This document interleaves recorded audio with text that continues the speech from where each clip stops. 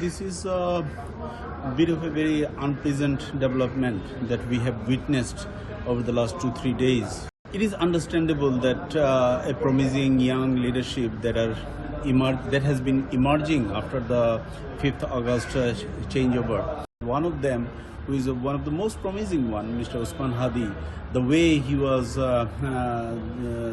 shot at and he ultimately died. It was really a bad example.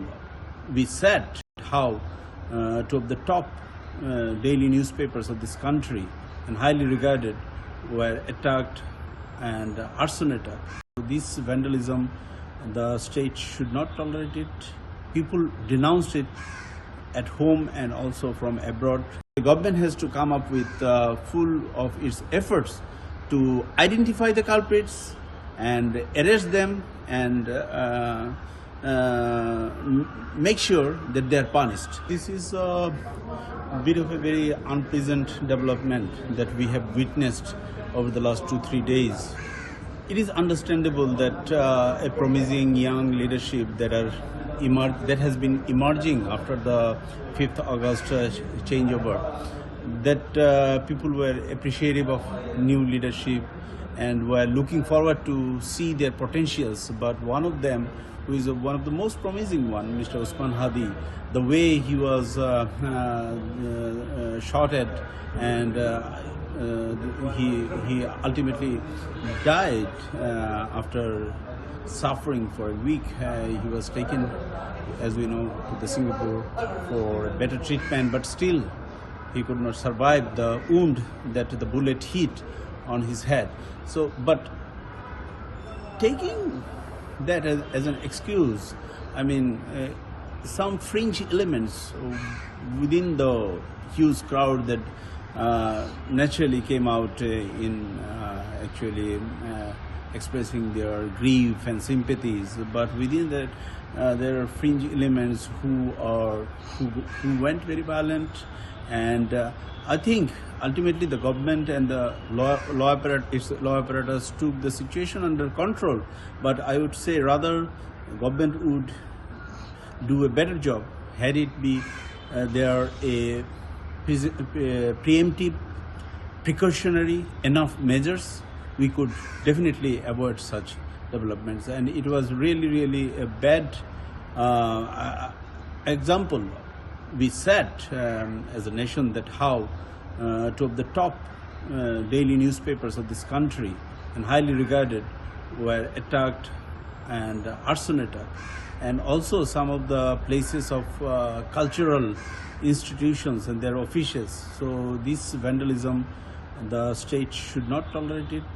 People denounced it at home and also from abroad. Denouncement is everywhere, but government has to actually take the law and order situation under complete grip. Do you think this type of attacks on the press and media ahead of the national and general election, it will in any way impact on the freedom of expression or the fair election in the coming days? Definitely, because you see that our election is just around the corner. It's on the 12th of February, which is, we are talking about less than 2 months actually from now.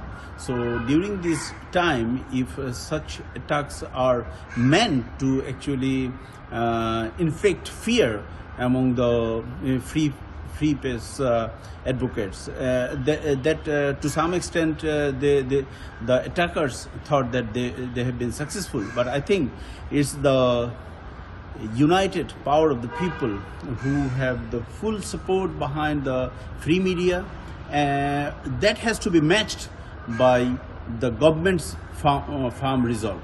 Actually, government has to come up with full of its efforts to identify the culprits and arrest them and make sure that they are punished. So that way you can give some actually relief to the media practitioners, that they can be free to exercise and free to practice do their job during the election and pre-election period. And my final question is, what is the recommendation there to establish a stability in the country after a long unrest because of the political uncertainty? Yeah, I think one of the good thing about this government I have seen over the past few months, that whenever there is a crisis situation comes, they usually meet with the different political stakeholders, and I think on this particular point, all the major political parties, the youth groups, everybody is denouncing the violence in the name of expressing grief, in the name of hooliganism, these sort of things. So nobody actually want to continue in this country before the election. So government can actually rally behind all these forces and put its weight behind them, so that the united force of the people, through the political stakeholders, through the civil society, through free press, and through the government and government's agencies, all can thwart any more disturbances like this.